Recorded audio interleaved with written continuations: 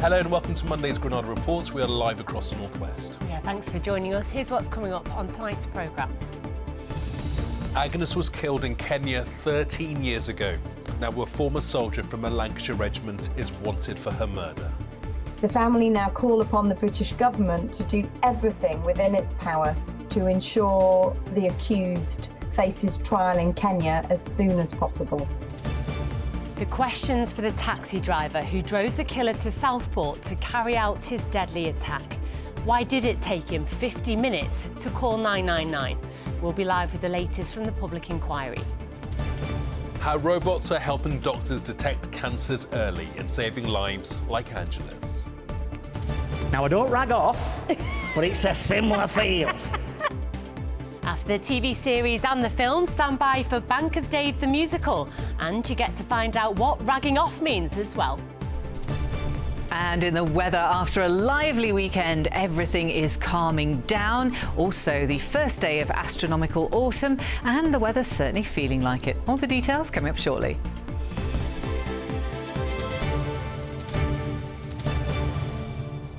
So please stay with us for all those stories. But first tonight, a warrant is out for the arrest of a former soldier from the northwest who's wanted on suspicion of murdering a woman in Africa. Yeah, police are looking for a man called Robert Purkis over the death of Agnes Wanjiru, whose body was found with stab wounds near a British Army base in Kenya 13 years ago. Our reporter Tasha Kachiri joins us. And Tasha, just tell us about the background to this case. Yes, Gamal, it's a very sad case. Now, it's the body of a 21-year-old mother, Agnes Wanjiru, was found in a septic tank in a hotel near to a British Army base in 2012 in Kenya. There was an inquest into her death which determined that she was murdered in 2018, so nothing had really been done until then. And in 2018 we found out that she was seen with British soldiers stationed in Nanyuki at the time that she was supposedly have disappeared. Now, when her body was found, it was found with stab wounds to the chest and abdomen. It was so badly beaten that officials couldn't figure out if she had been sexually assaulted or not. Now, there was a reopening of this case in 2021 because her family had been so vocal in trying to get justice. And just last week, a warrant has been issued by the High Court in Kenya for the arrest of Robert Purkis. Now, her family have welcomed this warrant, and they have said in a statement that they've lived with the pain of Agnes's death for over a decade. They say they hope this marks the beginning of justice for her. Now, a short time just before, I've been speaking to their solicitor. It's a very long road to justice for Agnes's family, who've been fighting for accountability for the murder of Agnes for over a decade. The family now call upon the British government to do everything within its power to ensure the accused faces trial in Kenya as soon as possible. And Tasha, what do we know about the suspect, Robert Purkis? Well, Purkis was an army medic at the time for the Duke of Lancaster Regiment. That regiment went on to do tours of Afghanistan. We also know that he's from Greater Manchester. What's really important here is the Kenyan authorities really want to get him extradited back to Kenya, but the extradition process is long and complicated. This means that it could take years because it needs to play out in British courts. That means that Agnes's family may not, if ever, see justice for her. He may never end up in Kenya. OK. Tasha, for now, many thanks indeed. Thank you. Well, next tonight, in the Southport public inquiries, heard that the taxi driver who dropped off the killer outside the dance class where he carried out a deadly knife attack took almost an hour to call 999. Yes, giving evidence today, a senior detective said cabbie Gary Poland didn't call the police straight away, despite hearing children screaming and then fleeing the building in his rearview mirror as he drove away. Well, our reporter Anna Yosef joins us now from Liverpool Town Hall. And Anna, just talk us through the evidence that's being given about this taxi driver, Gary Poland, today. Well, we heard how Gary Poland had picked up the killer from his home and dropped him off near the dance studio. He hadn't paid his taxi fare, so Mr. Poland had threatened to call the police. AR, as he's referred to by the inquiry, then went into the building, and 29 seconds later, the sound of children screaming could be heard on his dashcam footage. The inquiry heard the first child to escape ran out as Mr. Poland was beginning to drive away, and she had to change direction to avoid his taxi. Dashcam footage confirmed Mr. Poland saw and heard children screaming as they ran out of the building as he drove away. It also showed him looking through his rear view mirror. We heard today Mr. Poland didn't call 999 until 50 minutes later. When he did, he told the operator, "I picked him up, the lad that's done something." He said he was in shock and that AR hadn't said anything during the drive but had been very, very odd. He added, "I was just about to drive off, then I heard screaming, proper screaming. There were young people running down the steps. That's when I shot off." 27 seconds after Mr. Poland heard that screaming, Leanne Lucas, the dance teacher, had called 999 after she ran out of the building, having incurred stab injuries herself. Giving evidence, DCI Jason Pye said he didn't believe that Mr. Poland's delay in calling 999 had affected the response time, but agreed that the taxi driver wasn't to know that someone had called 999. The DCI said that while accepting that Mr. Poland didn't have a legal moral duty or duty of care, morally he would have expected him to have called 999 as soon as he was somewhere safe. He added, "There was enough evidence that we had that he knew what was happening." The inquiry is expected to hear from Mr. Poland himself later this week. OK, Anna Yosef in Liverpool tonight. Thank you. Well, next tonight, and this one's really fascinating for you, lung cancer patients in the northwest are among the first to benefit from new robotic technology in the NHS. Yeah, doctors at Manchester's Wythenshawe Hospital are European leaders in carrying out robotic-guided biopsies to examine deep, hard-to-reach areas of the lungs. Well, lung cancer rates in our region are 20% above the national average, with some areas on Merseyside as high as 59%. Well, medics believe this latest technology will save lives, as our correspondent Elaine Wilcox reports. Hi, Dr. All right. Hi. Nice to see you. And you too. A hug for the physician who detected cancer deep in Angela Emery's lung. With the help of robotic technology, a tiny camera is used to get to parts of the lung hard to reach.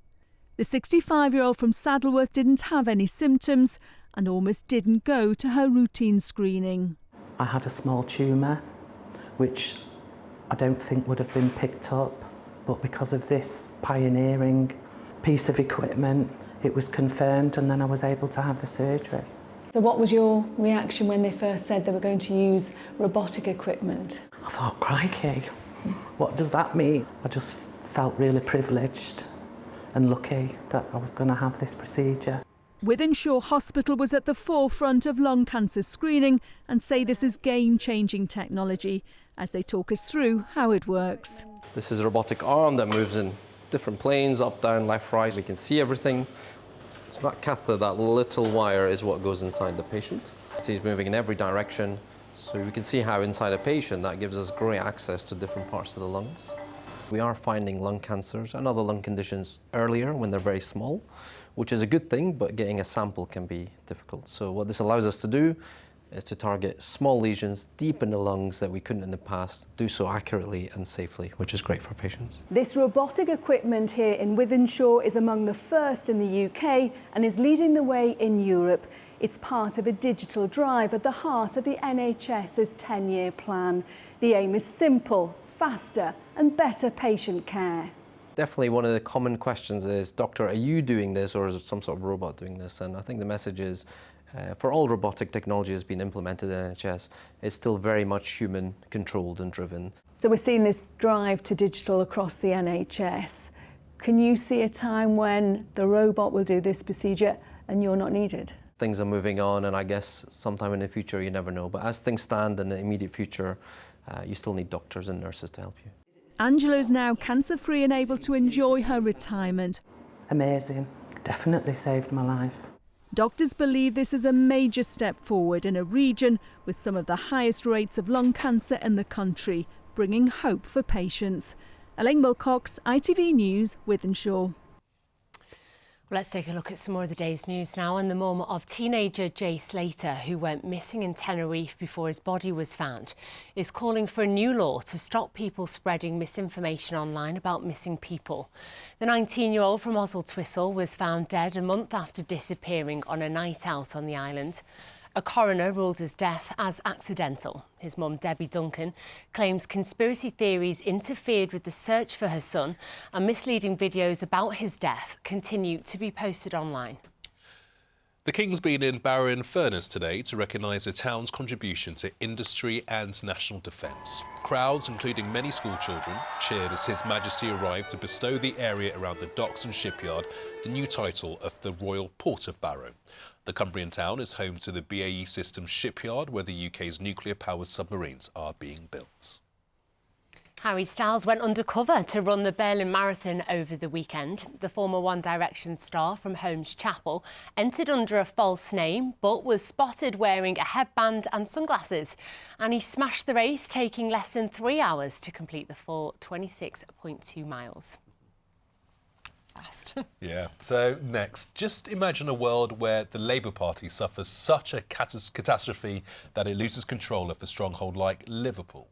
Well, that's just what the city's Liberal Democrat leader says could happen in the next few years. Speaking at the Lib Dem party conference in Bournemouth, Carl Cashman says the party needs to target Labour and reform in the north to build on their success at the general election last year.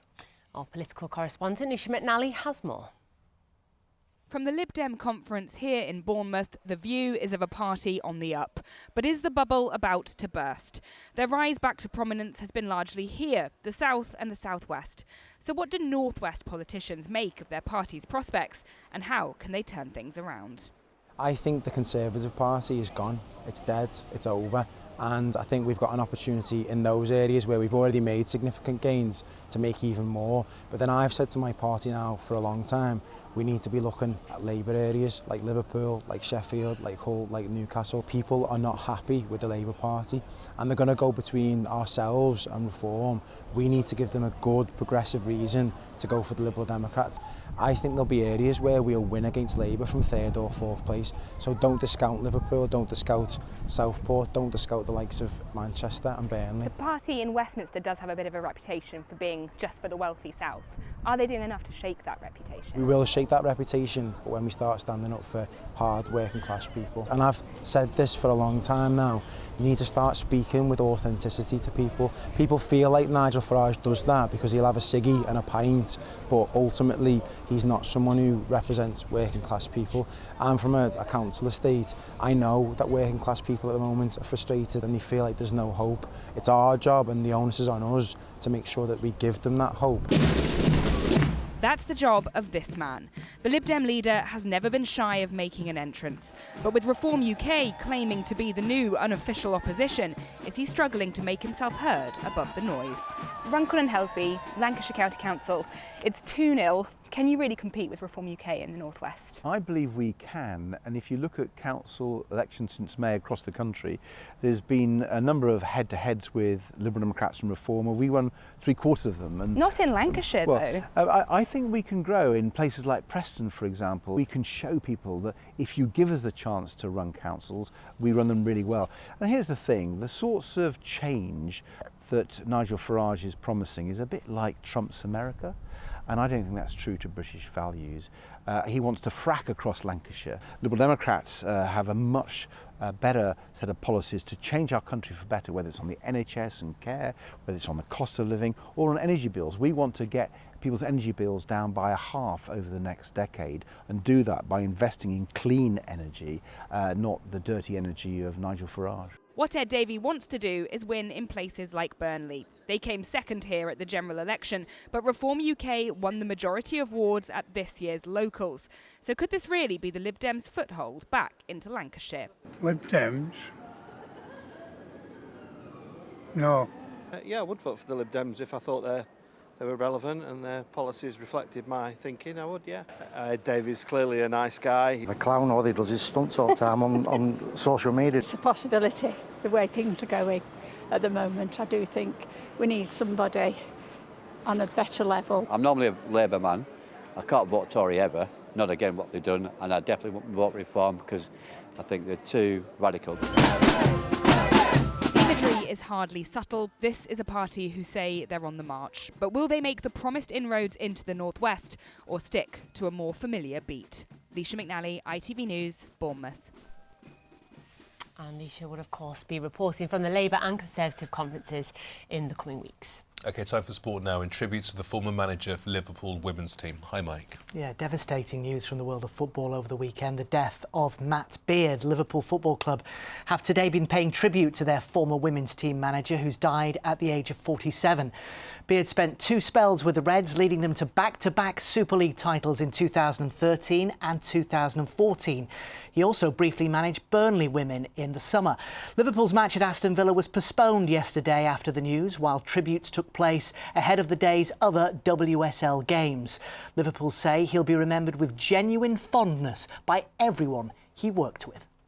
On behalf of everyone at Liverpool Football Club, I'd just like to extend our deepest condolences to Matt's family, to his wife Debbie, to his children Harry and Ellie, and the wider family and friends. And I think it's just been a really sad time for everyone, and I think you've seen how the club and football have come together, you know, and extend our sympathies with Matt's family and friends at this time. Liverpool Football Club remembering Matt Beard. Well, next to the Premier League and Manchester City like we've never seen before under Pep Guardiola. He said he accepted but didn't like watching his team be so defensive at Arsenal.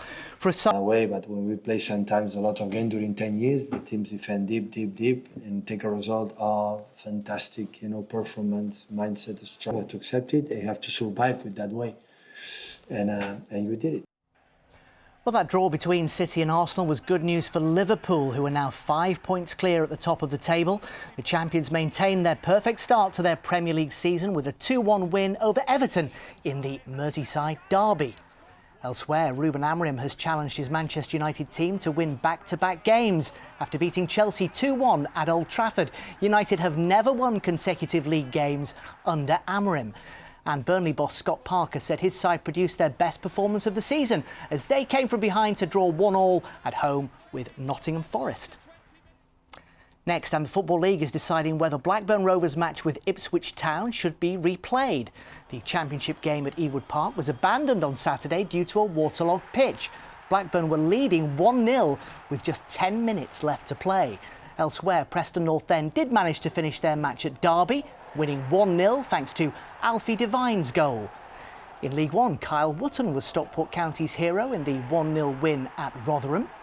Bolton Wanderers won the local derby with neighbours Wigan Athletic, a comfortable 4-1 result with Marcus Force scoring twice. Blackpool left it late, very late at home to Barnsley. Jordan Brown with the game's only goal in the 98th minute. Into League Two, where Salford City are just 2 points adrift of top spot. That's after their 3-2 win against Swindon. Co-owner David Beckham in the flat cap there amongst those in attendance. Accrington Stanley made it back-to-back victories. They beat MK Dons by 2-1. Barrow recorded a welcome win. Isaac Fletcher on target as they beat Crewe by 1-0. And finally, it's 3 wins in a row for Oldham Athletic, who beat Cheltenham Town by 3-0. Well, next to Rugby League, and 4 North West players have been named in this year's Super League Dream Team. Liam Marshall and Jay Field represent Wigan Warriors. Morgan Knowles from St Helens and Amila Hanley from Lee Centurions also make the list of the 13 best players this season, as selected by a panel of Rugby League legends. For Hanley, it's a first inclusion in the Dream Team. I actually hadn't thought about it much, and then when Lammy rang me on Thursday, he told me, and I was just shocked, and I was obviously really excited about it. You get here and you kind of pinch yourself because you, like you said, you look at previous teams that have been here and stuff, and it's a big honour, really, isn't it? So yeah, I'm really excited to be here. Well, meanwhile, there'll be an all-North West grand final in the women's game. Wigan Warriors will take on their arch-rival St Helens. Wigan beat Leeds 38-0 in yesterday's semi-finals, while St Helens edged out York by 12 points to 8. So it's Wigan v Saints in the final on October the 5th. Now, last week we previewed the start of the new Super League basketball season. It all got underway with a Northwest derby, and it's Manchester Basketball who have the bragging rights. They beat Cheshire Phoenix by 92 points to 89 in a thrilling opening game.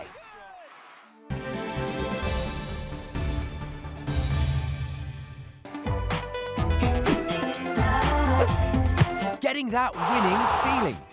FOW, sponsor of the Granada Sport Report.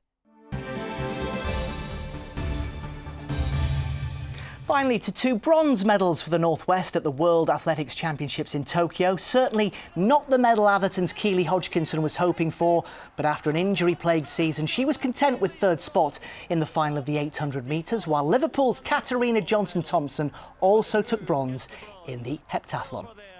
Congratulations to them both. That's your sport, guys. Brilliant. Thanks so much, mate. Now, we're sure you've heard about the amazing story of Dave Fishwick, who opened a community bank in Burnley, offering better rates than the big names on the high streets. Yeah, the story became known as The Bank of Dave and became a hit series on TV, and also spawned 2 films on Netflix. So, inevitably, there's now going to be a stage play of the same name. Bank of Dave the musical is coming to the Lowry for its world premiere next May. Yeah, and also inevitably, our entertainment correspondent Caroline Whitmore went to the launch to find out more. Let's get this party started, 'cause there's big things a tiny bank could really do.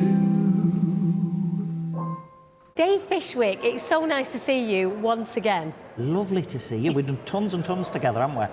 But we've never done a musical, have we? From Burnley now to Broadway, you've had a film out, you've had a sequel, and now a brand new musical, a world premiere here at the Lowry in Salford. It was so important for it to come here first. The Lowry, the North, not everybody can afford to go to the West End. You can come to Manchester if you live in the North. And it started in the North, it was born in the North, and it should go out in the North first. A couple of years ago, I got a phone call, like you do, from Burnley, centre of the universe. My name's Nikolai Foster. He says, I make musicals, and I want to make a musical about your Netflix movie, about your life. And I just thought, wow. I said, well, you better get yourself to Burnley. And he did.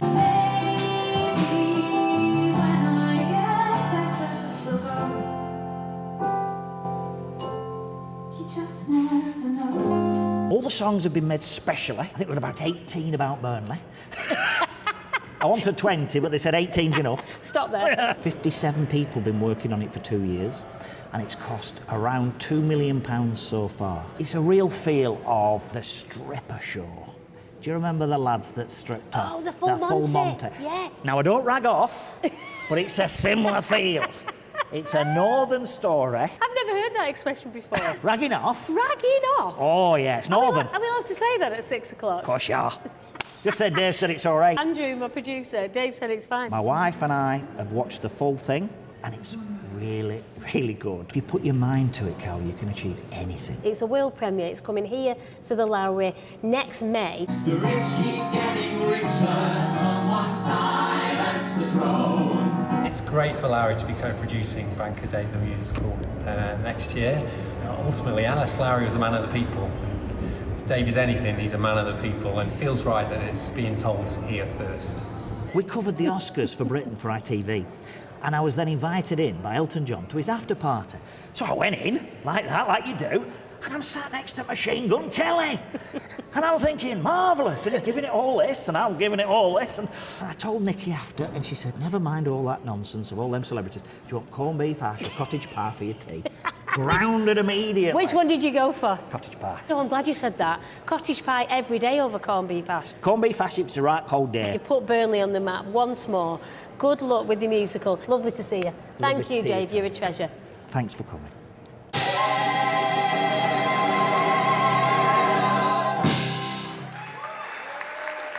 When two worlds collide, Machine Gun Kelly and Dave Fishwick. Now, ragging off is officially in my vocabulary. I'm trying to find a way to use that tomorrow. Here's the weather with Emma. Why do I need a shower? I've been out in the rain. The faster you go, the sooner you'll be out. You'll save water too. United Utilities sponsors ITV Granada weather. Hello there, very good evening to you. Hope you had a super weekend. It certainly was a weekend of two halves. Yesterday and today, absolutely glorious. But Saturday, oh my goodness, those torrential downpours. Records tumbled, and this is a selection of the sites that had their wettest day of the year so far, and there certainly were more. It looks like staying dry for the rest of the working week. But of course, it is the first day of autumn today, astronomical autumn, the equinox, not quite equal hours of daylight and darkness. That occurs on Thursday when we have the equilux. So plunging into the forecast as we head into the evening and overnight period, mostly dry, just an odd shower flirting with these Irish Sea areas. Winds fall generally light, and out in the countryside it could be nippy enough for a touch of patchy frost. There could be one or two mist and fog patches as well. Into tomorrow then, the sun's up just before 7 in the morning, sets about 10 past 7 in the evening, and high pressure remains in charge, so it's going to remain dry, bright, plenty of sunshine on offer, and again still with light winds, and so not actually feeling too bad out there in any sunnier slots, but there will be a bit more cloud around than there was today. Temperatures slightly up a degree or so as well. The high pressure continues to dominate right the way through to Friday, but slowly transitions eastwards. As it does so, brings about a slight change in wind direction into Wednesday to more of a south-southeasterly, but not really going to impact temperatures at all. It looks like we lose the night frost from about midweek onwards as temperatures start to rise towards weekend, staying settled until Saturday, but then there should be a breakdown from the west. That's it from me for now. I'll catch you later. Bye-bye. United Utilities sponsors ITV Granada weather. Emma, thank you. And finally this evening, it's a very special happy birthday to us. Well, not us, but us as in ITV, because ITV is celebrating its 70th birthday today, and you can see we've got our special little pins on. Proudly wearing it. That is 70 years since the first broadcast by good old Granada from Key Street in Manchester, which launched independent television in this country. Yeah, and if you want to have a look at some of the special coverage of those 70 years from Granada and all the other regions like Anglia and Tyne Tees, then just head to ITVX and it's all on there for you. Yeah, we're not looking back for 70, are we? We'll see you later. Bye-bye. Bye-bye.